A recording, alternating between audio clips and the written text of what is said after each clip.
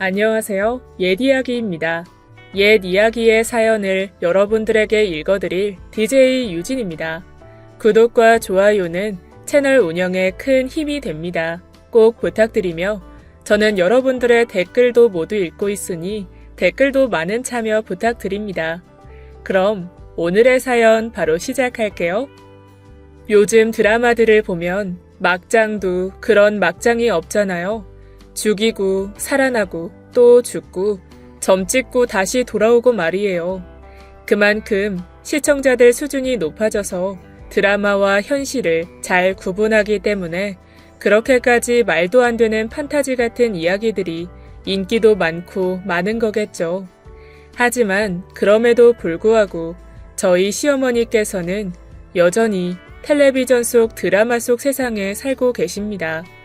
나쁜 시어머니에게 뺨을 후두려 맞아도 나는 괜찮아 하는 캔디 같은 여주인공, 그런 며느리를 꿈꾸고 계셨던 분이거든요. 물론 전 그런 천사 같은 며느리는 전혀 아니고 오히려 눈을 부라리며 소리를 지르는 악녀 쪽이 더 맞겠네요. 안녕하세요. 망상 속에 살고 있는 시어머니와 현실 속에 살고 있는 30대 악녀 주부입니다. 앞서 말씀드린 제 시어머니께서는 처음 만났을 때부터 뭔가 남다르셨습니다. 결혼을 앞두고 남편과 시어머니가 처음으로 식사를 하게 된 자리였어요. 첫 인사를 드리고 너무 긴장이 돼서인지 전 화장실에 자주 갔습니다. 부글거리는 배를 쥐고 앉아있는데 바깥에서 통화하는 듯한 소리가 들려왔어요. 그런데 목소리가 방금 인사드린 시어머니이신 거예요. 그래서 창피해서 숨죽이고 칸에 들어가서 안 나오고 있었어요. 숨소리도 낮춘 채 말이죠. 그리고 아무도 없다고 생각하셨는지 이어서 큰 목소리로 친구분과 통화를 나누셨어요. 그런데 쭉 듣다 보니 제 이야기를 하시더라고요. 아니, 오늘 처음 봤는데 왜 그 있잖아. 일일 드라마에 나오는 그 나쁜 년. 그 년이랑 어쩜 그렇게 똑같이 생겼는지 쌍둥이같이 생겼더라니까. 쎄해. 아주 쎄하게 생겼어. 별로야 인상이. 제가 무슨 드라마에 나오는 나쁜 배역의 주인공을 닮았다나 뭐래나. 그래서 첫인상이 별로라고 친구분께 토로하시는데 슬슬 기분이 나쁘더라고요. 거의 30분을 넘게 그 나쁜 년에 대해서 말씀을 하셔서 전 나가지도 못하고 앉아 있었어요.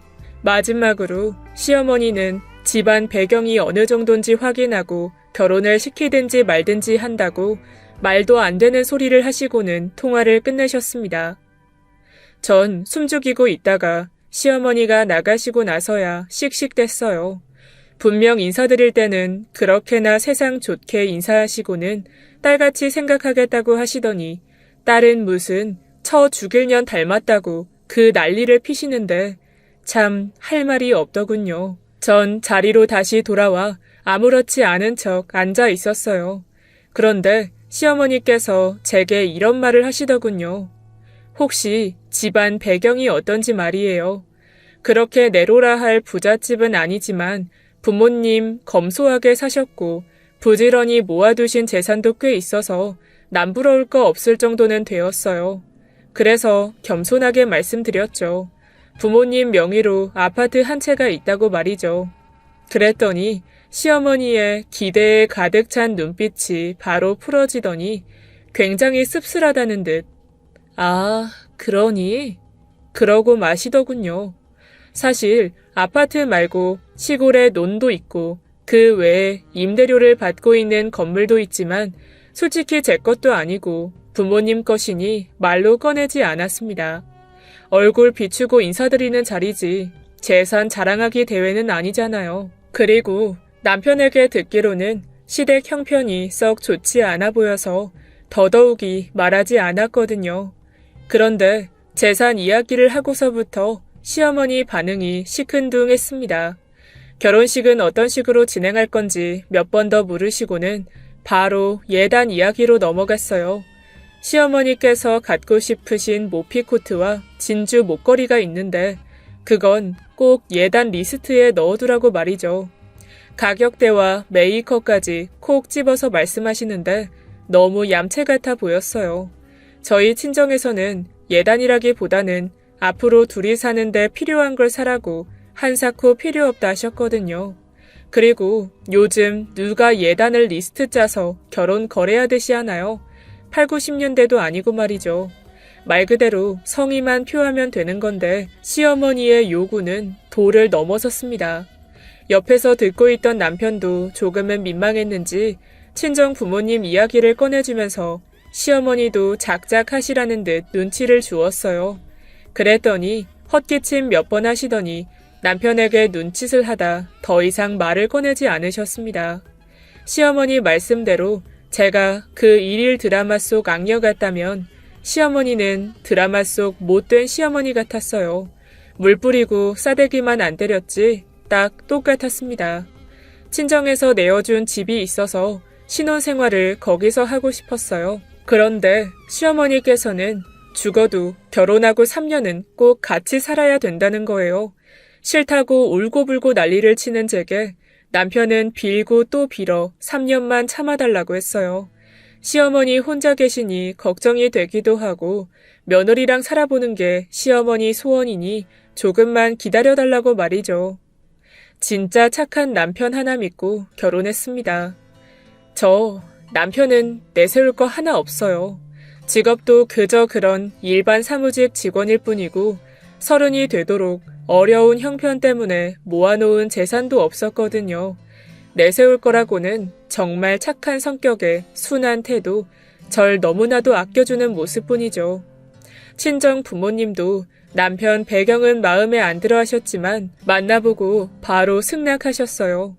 그 정도로 사람이 괜찮다 하는 남자예요. 그런데 어떻게 그런 남편에게서 그런 어머니, 시어머니가 존재할 수 있는지 의문이었죠. 콩 심은데 가끔 꽃이 나기도 하나 봐요. 아무리 그래도 그런 남편 어머니이시니까 다를 거야. 다르겠지. 마음을 다잡고 시어머니와 잘 지내보려 마음에도 없는 살가운 노력을 했습니다. 늘 텔레비전을 끼고 사시는 분이셨는데 거의 TV에 들어가시다시피 빠져서 보고 계시길래 간식을 챙겨서 시어머니 옆에 앉았어요. 몰입을 하셔서 추임새까지 중간중간 넣어가면서 보시더라고요. 그러다 극 중에 시어머니께 선물을 하는 며느리가 나왔는데 그걸 한참 보시다가 말없이 저를 바라보시는 거예요. 봤지? 넌 뭐 없니? 라는 듯이 말이에요. 딱 그런 눈빛이었죠. 그러다 한숨을 크게 쉬고서는 제가 챙겨드린 쿠키를 와그작 씹어 드셨습니다. 그래서 갑자기 신혼여행 때 사둔 머리핀이 생각이 났어요. 후다닥 달려가서 챙겨서는 시어머니께 드렸죠. 여행 때 돌아다니다가 시어머니 생각이 나서 사뒀던 거라면서 말입니다. 그런데 그 핀을 받으실 때부터 영 탐탁지 않은 표정이시더니 케이스를 열어보지도 않으시고 고맙다 하고는 간식 접시 옆에 툭 놓으셨습니다. 그리고는 아휴, 저 시어머니는 무슨 복이야. 며느리가 옷반지도 다 해주고 난 전생에 업보가 많아서 그런가 꿈도 못 꾸겠다 저런 건. 그렇지 며느라가? 아예 대놓고 이딴 삔조가리 말고 저런 값비싼 옷반지나 사놔라 라고 하시더군요. 그 후에도 드라마 속 며느리 얼굴과 제 얼굴을 비교하시면서 저기 며느리는 눈썹이 딱 처져서는 순둥해 보이는데 너는 눈썹을 그린 거니 문신한 거니 원래 그런 거니 그깟 눈썹 하나로 트집을 30분간 하시는데 기가 다 빨리는 느낌이었습니다. 전 그저 호호 웃으며 새로 눈썹 문신해야 할까봐요 하면서 속없이 굴었죠. 속으로는 그럼 뭐 어떻게 해? 다시 태어날까? 이를 갈고 있었지만요. 시어머니의 하루 일과는 대부분 드라마 시청이셨어요. 그게 제겐 고문과도 같았습니다. 드라마이다 보니까 일반 가정보다는 부잣집들이 배경으로 많이 나와요. 그래서 눈이 높아지신 건지 자꾸 그런 집과 저를 비교하셨어요. 아가야, 저것 좀 봐라. 저기 친정부모가 시댁에 한우를 보내는구나. 귀한 아들 줘서 고맙다고 말이야. 세상에, 그렇지. 아들이 귀하지. 아무리 부잣집 딸이어도 아들만 할까? 오죽하면 저런 걸 갖다 바치겠어. 안 그러니? 당연하죠. 드라마 속 남자는 찢어지게 가난하고 처가살이하면서 영혼을 팔고 있는데 그깟 한우가 별건가요? 고기 좀 쥐어주고 남의 아들 더 부려먹겠다는 건데요.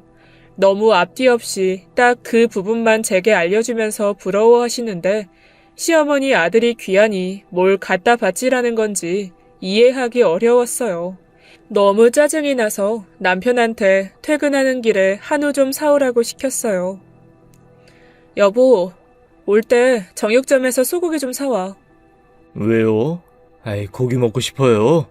네, 사가지요, 마님. 아니, 나 말고 네 엄마가 드시고 싶으시대. 빨리 와. 소처럼 뛰어와. 남편은 분위기를 감지하고 정말 빨리 왔습니다. 때 아닌 고기 파티를 했죠. 그런데 저녁을 먹는 와중에도 시어머니의 불만은 끊임이 없었습니다. 제게 그새 힘든 남편한테 고기를 사오라고 심부름시킨 거냐며 내가 드라마 보면서 그랬나 보다 한 거지 무슨 소고기 먹고 싶다 한 거냐면서 끊임없이 중얼거리시는데 소고기가 고무처럼 씹히더군요. 전 또 속에도 없는 말을 늘어놓으며 그 자리에 분위기를 달래드렸습니다. 남편은 제 눈치를 보며 고기를 구워대느라 한 입도 먹지 못했고 말이죠. 저도 요령이 어느 정도 생겨서 시어머니께서 드라마 속 꿈의 나라와 비교를 하실 때면 시어머니의 아들인 남편을 족쳐서 대충 때웠어요. 전 악녀니까요. 시어머니의 눈이 정확하셨어요. 하지만 점점 시어머니의 귀여운 수준의 비교가 스케일이 커졌습니다. 제가 대충 때우는 게 너무 얄미우셨는지 제게 드라마 제목까지 알려주면서 저 드라마에서 예단을 이렇게 해주더라. 저렇게까진 바라지 않아도 네가 예단을 하나도 안 해왔으니 이 정도 성의는 보이라고 아예 리스트를 적어서 제게 주시더군요. 꼭 제게 맡겨두신 것처럼 말입니다. 보아하니 그놈의 예단 드릴 때까지 계속 이야기하실 것 같아서 큰맘 먹고 해드렸어요. 진주 목걸이, 가죽 가방, 모피코트, 금목걸이 거의 먹고 떨어져라 라는 생각으로 드린 거죠. 그랬더니 옳다커니 싶으셨는지 점점 강요가 커졌습니다. 가끔 친구들 만날 때 친구분들이 차를 끌고 오시는데 시어머니만 없으시다면서요. 그건 너무 귀여우시다 못해 웃겼어요. 시댁에 주차장이 없는데 차를 어디에 둘까요? 이고지고잖아요. 게다가 시어머니는 장롱면허시라 운전 잘 못하실 텐데 그 좋아하시는 은팔찌 철컹철컹 차고 싶으셔서 그러시는 건지 상황에 맞게 구매해야 한다고 단호하게 말씀드렸습니다. 해드릴 순 있지만 남편도 지하철 타고 다니고 저도 길이 복잡해서 제 소형차 친정에 두고 왔고 말이죠. 그랬더니 입이 삐죽 나오셔서는 되게 서러워하시는 거예요. 다른 며느리들은 시어머니 혼자 계시면 적적하실까봐 이런저런 거 사준다면서 말이죠. 그놈의 다른 며느리들이 누굴지 대충 예상이 갔죠. 주말 드라마 며느리? 그 며느리 바람 피우잖아요. 일일 드라마 속 며느리? 그 며느리 시어머니 보험료 노려서 죽이려고 오늘 내일 하잖아요. 연예인 누구 며느리? 거긴 시댁에서 빌딩을 두 채 사줬던데요. 하다 정도가 너무 심해지셔서 화가 났습니다. 주는 거 없이 그렇게 바라시기도 쉽지 않은데 지치지도 않으시는구나 하고요. 시댁은 돌아가신 시아버님께서 방앗간을 오래 하셔서 팔리지도 않는 방앗간 건물 하나 있고 시어머니께서는 초등학교를 겨우 나오시고는 17 어린 나이에 결혼해서 남편을 낳으셨어요. 그래서 아무런 사회생활을 못 해보셨죠. 게다가 남편이 대학 진학할 때쯤 시아버지께서 돌아가시는 바람에 남편은 대학에 다니면서 일을 병행하며 시어머니를 챙겼어요. 그래서 남편 학자금 대출도 아직 남아있어요. 갖고 있는 것들 중에 빚 안 낀 게 하나도 없고 시댁을 보다 보면 진품 명품에 내놓아봐야 하나 싶게 오래되고 낡은 것들만 천지입니다. 한마디로 정말 쥐뿔도 없는 집이에요. 게다가 전 광고회사에서 오래간 일해서 언제든지 복귀가 가능하고 고생 없이 자라서 모아놓은 제 개인 재산도 있었어요. 그럼에도 진짜 남편 하나 보고 결혼한 건데 시어머니께서는 한 번씩 제 속을 뒤집을 때마다 결혼 자체를 뒤엎고 싶어졌어요. 내가 뭐가 부족해서 이런 집구석에 들어와서 그런 말과 비교를 당해야 하나 말이죠. 시어머니께서는 현실을 직시하셔야 되는데 이상한 드라마만 하도 보셔서 이상이 너무 높아져 계셨던 거죠. 제가 남편에게 하소연할 때마다 남편은 시어머니께서 세상 물정을 너무 모르셔서 순수하셔서 그렇다고 감싸고만 도는데 그래도 드라마 같은 거 보시고 말씀하시는 건데 악의는 없으실 거야. 나한테도 드라마 속 아들들이랑 비교 가끔 하셨어. 나야 뭐 흘려들었지. 당신도 그냥 들어만 들여. 들어만. 진짜 돌아버리겠더라고요. 남편같이 편하게 생각이 들지 않았어요. 군대 3년 왔다고 생각하고 난 고약한 선임을 만난 거다. 조금만 참자 하고 이를 악물었습니다. 그러다 정말 타령하고 싶은 충동이 생겼어요. 시어머니께서는 시아버지와 결혼할 때 받은 반지가 있는데 그게 보석함에 늘 있는데 안 보인다는 거예요. 하루 종일 반지 곡소리를 내시며 온 집안을 뒤지셨어요. 그래서 같이 한참을 찾아드리다가 정말 안 보여서 누가 훔쳐간 거 아니고 밖에서 잃어버리신 거 아니면 언젠가는 나올 거라며 시어머니를 달래드렸죠. 제가 안심시켜 드리려고 그 말을 하자마자 시어머니께서는 절 노려보시더니 드라마에서 보면 이럴 때 꼭 며느리가 훔쳐갔던데? 혹시 너 아니니? 비싼 반지인 거 알고 챙긴 거 아니야? 시어머니 정신이나 챙기세요. 라고 말하고 싶었습니다. 어떻게 생긴 반지인진 모르겠지만 제가 그걸 팔아서 어디다 쓸까요? 그리고 훔쳐서 무슨 부귀영화를 누리겠냐고요. 그저 실가락지 반지를 말이에요. 계속 저를 의심하시다가 저희 부부방을 뒤지기 시작했어요. 제 옷들을 흐트려 놓으시고 서랍들도 다 뒤집어 놓으시고 샅샅이 헤집으셨어요. 그래도 나오지 않았어요. 당연한 거지만요. 씩씩 대시더니 바로 제 몸을 만지시는 거예요. 가지고 있냐고 말이죠. 그래서 저도 참다 한 소리를 했습니다. 어머니, 정말 해도 너무 하시는 거 아니에요? 제가 예단이라고 진주 목걸이도 해드렸잖아요. 그런데 제가 뭐가 부족해서 보지도 못한 그 반지를 훔쳐요. 작작하세요. 그제야 시어머니께서는 민망한지 그냥 보여서 뒤져봤다 하시고는 방을 나갔습니다. 전 그래도 분이 안 풀려서 뛰쳐나가서는 홧김에 금가락지를 하나 사서 드렸습니다. 그 정도로 전 정말 아니라고 말이죠. 그랬더니 바로 웃음을 띠시면서 뭐 이렇게까지 하냐고 멋쩍어 하시는 거 있죠. 그리고 어이없게도 그렇게나 찾으시던 반지는 얼마 뒤 세탁기 안에서 나왔습니다. 돌리는 내내 뭐가 덜거덕거리길래 꺼내보니 전 무슨 열쇠고리 링인 줄 알았어요. 녹슬고 오래된 은색 반지. 제가 버리려고 하니 시어머니께서 마구 달려와서는 그 반지라고 하시더군요. 제 손에서 뺏어 드시고는 이제야 찾았다 하시더라고요. 그제야 생각이 났습니다. 이게 그 훔쳐갔다고 난리쳤던 그 반지구나 하고 말이죠. 곱절은 비싼 금반지를 왜 해드렸지? 후회했어요. 남편에게 반지 도난 사건도 말해주었어요. 그리고 제가 의심받아서 금반지를 해드렸는데 너무 아깝다고 말이죠. 그랬더니 속없는 남편이 참으로 감성적인 말을 하더라고요. 금반지가 더 비쌀지는 몰라도 어머니께는 그 은반지가 더 가치가 있을 거야. 아버지가 생전에 해주신 거니까. 그걸 지금 내가 몰라서 하는 말이 아니잖아. 내가 도둑이 될 뻔했다고. 당신 도둑 맞잖아.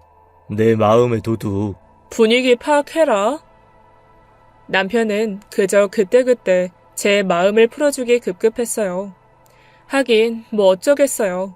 자기 하나뿐인 엄마인데 둘 사이에서 힘들겠죠. 이해는 하는데 하루 종일 시어머니와 붙어있는 저로서는 가상의 며느리들과의 비교가 너무 힘들었습니다. 그렇게 시댁에만 신경을 쓰던 중에 친정 부모님 결혼기념일이 다가왔어요. 그래서 큰 맘 먹고 제가 갖고 있던 적금 하나를 깨서 제주도 여행을 계획했습니다. 항공권을 예매하고 숙소를 예약하고 있는데 제가 하고 있는 걸 빤히 보시던 시어머니께서 물었어요. 뭐 하는 거냐고 말이죠. 친정 부모님 결혼기념일이라서 효도라도 하려고 여행 보내드린다고 말씀드렸죠.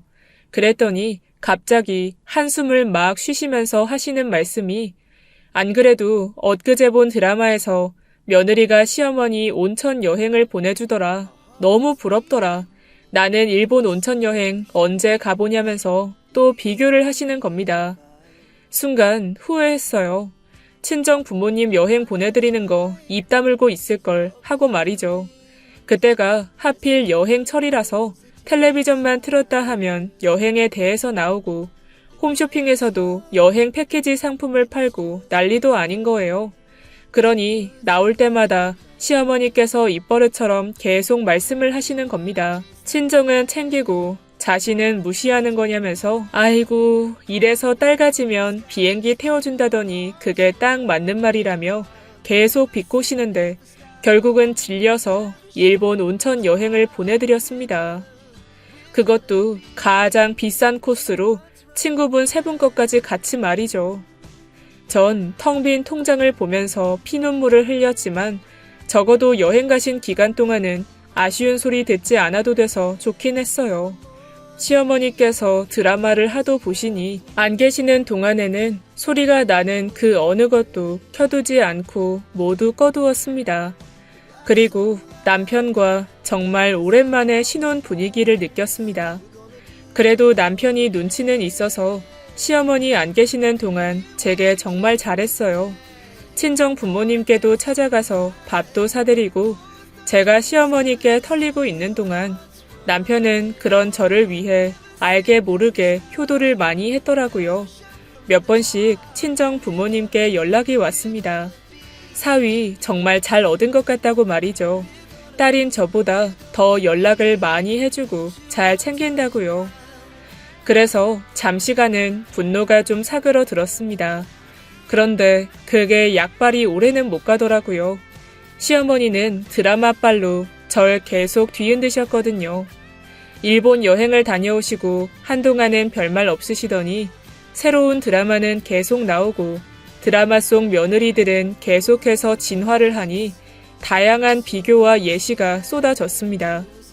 금품 요구에 이어서 말투와 태도를 트집 잡기 시작했어요. 어느 드라마 속 며느리가 시어머니 말 한마디면 꿈쩍을 못한다면서 전 어쩜 그렇게 눈을 똑바로 뜨고 되바라지게 말하냐면서 말이죠. 아니, 제 눈이 어때서요? 그 드라마 속 며느리도 눈이 2개고 저도 2개인데 다르게 떠봤자 얼마나 다르게 뜬다고 또 별 트집을 다 하신다 생각했죠. 그런데 그 드라마를 보니까 좀 착하게 뜨긴 하더라고요. 꼭 강아지처럼요. 그래서 저도 모르게 거울을 보니 제 눈이 좀 매섭게 뜨긴 하대요. 제가 좀 세게 생겼다는 말을 많이 듣는 인상이긴 하거든요. 그래서 팔자에 없는 웃는 연습을 다 하고는 시어머니 앞에서 한번 연습한 대로 웃어드렸죠. 그랬더니 더 무섭다고 관두라고 하셨습니다. 이러나 저러나 마음에 안 드신 거죠. 그럼 뭐 어째요? 또 다시 태어날까요? 어쩔까요? 사람이 생긴 대로 사는 거죠 뭐. 남편은 그런 제 눈이 고양이 같아서 좋다고 했거든요. 그리고 시어머니의 트집은 그 부잣집 며느리의 목소리도 걸고 넘어지셨어요. 드라마 속 며느리는 어머님 하고 살갑고 따뜻하다는 거예요. 굉장히 대우받는 느낌과 존중받는 듯한 어투라고 말이죠. 저도 다를 것 없이 어머님 하는데 뭔가 정이 없다는 겁니다. 차갑고요. 뭐 드라마 속 며느리는 알고 보니 시어머니가 친엄마였어요. 그럼 지 엄만데 다정이 우러러 나오겠죠. 저는 하루에도 12번씩 시어머니께 정이 떨어지는데 역시나 감출 수 없었나 보죠. 몇 날 며칠 가상인물들과의 비교에 이골이 난 저는 시어머니께서 보시는 드라마를 공부하기 시작했어요. 정말 드라마 속 며느리랑 똑같이 하면 좀 달라질까 싶어서요. 그런데 보면 볼수록 절대 같아질 수가 없더라고요. 아주 도라이들이에요. 한참을 보다가 포기하고 내려놓는데 저도 시어머니와 닮아가는 건지 반대로 극중의 시어머니들이 보이더군요. 가상의 며느리들과 같이 만만치 않은 그 시어머니들, 그들을 보다 보니 꾀가 나더라고요. 나도 반대로 시어머니께 드라마 속 시어머니들과 비교를 해야겠다 하고 말이죠. 진짜 드라마들 인물 구도와 캐릭터 설정을 다 파고 들었습니다. 만반의 준비를 한 뒤에 시어머니와 함께 그 드라마들을 보는데 혹시나 했는데 역시나 다시금 시어머니의 비교가 시작됐죠. 저 며느리 좀 봐. 시어머니 데릴러 차 끌고 오는 것 봐. 얼마나 착하니? 아, 저 시어머니가 그 차 사준 거거든요. 제 말에 순간 정적이 흘렀습니다. 시어머니는 할 말이 없으셨는지 방 안으로 들어가시더라고요. 전 속으로 쾌재를 외쳤죠. 현재 스코어 1대0. 시작부터 좋더라고요. 남편과 함께 셋이서 밥을 먹는데 드라마 속 며느리가 생선을 하나하나 다 발라서 극중 남편에게 먹이는 모습이 나왔습니다. 그러자 역시나 시어머니께서는 그 장면을 놓치지 않으시고 아이고, 남편한테 잘하는 것 좀 봐. 너무 싹싹하고 이쁘지 않니? 저 남편 엄마, 극중 시어머니가 저 며느리한테 전 재산 상속하기로 했거든요. 당연히 저 정도는 해야죠. 생선이 뭐예요? 저라면 고래살도 발라줄 것 같은데요? 다시금 분위기가 싸해졌어요. 말없이 밥을 먹기 시작했습니다. 2대0, 온전한 저의 승리였죠. 남편은 제 옆구리를 슬쩍 찌르더니 눈치를 주더라고요. 그래서 저는 젓가락으로 남편 손등을 찍었습니다.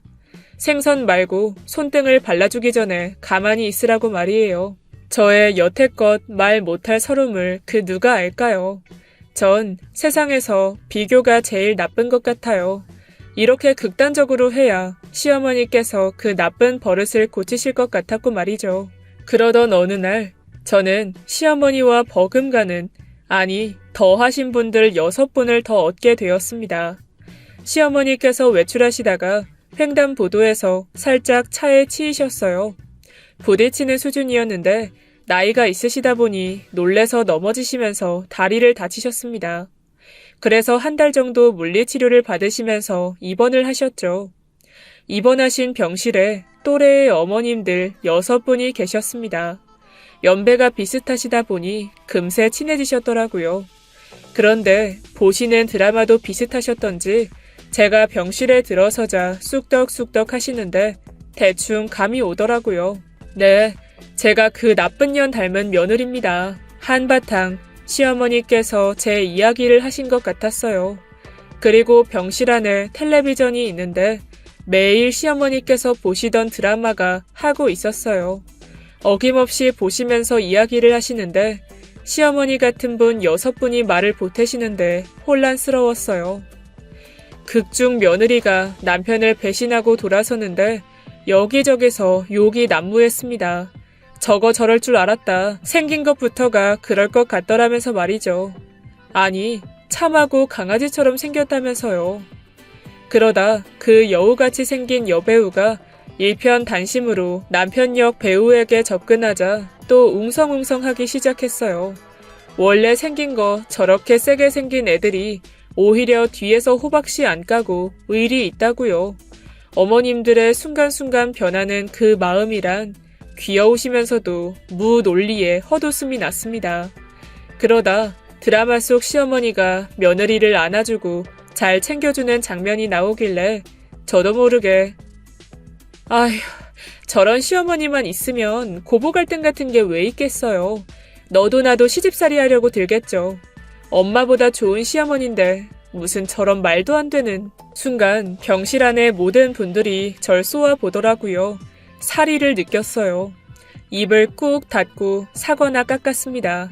머릿수로 안 되겠더라고요. 2대1, 시어머니께서 빨리 퇴원하시길 기원했습니다. 그렇게 7 시어머니들의 눈치를 살피다 겨우겨우 탈출했어요. 집으로 돌아오신 시어머니께서는 몇 주간 저를 더 부려먹으시더라고요. 아이고, 아이고, 어디가 쑤시다, 아프다, 곡소리를 하시면서 말이죠. 그러려니 다 맞춰드렸습니다. 그런데 나이롱도 나이롱 나름이지 옵션으로 또 그놈의 드라마랑 비교를 하시니 결국 저도 폭발해버리고 말았어요. 홀어머니와 살고 있던 아들이 부잣집 여자를 만나면서 가난한 옛 연인은 버리고 인생이 변하는 건데 저를 무슨 그 배신당한 가난한 여자 취급하면서 계속 말씀을 하시는 거예요. 요즘에는 이혼이 흉도 아니다. 특히나 남자는 더 그렇다. 아마 남편이 이혼하면 더 잘난 여자를 만나 장가갈 수도 있다는 듯이 말이죠. 뭐 그런 개 막장 스토리가 어딨나요. 그래서 제가 당장 이혼을 해주면 된다는 소리인 건지 시어머니의 의중이 참 의심스러웠어요.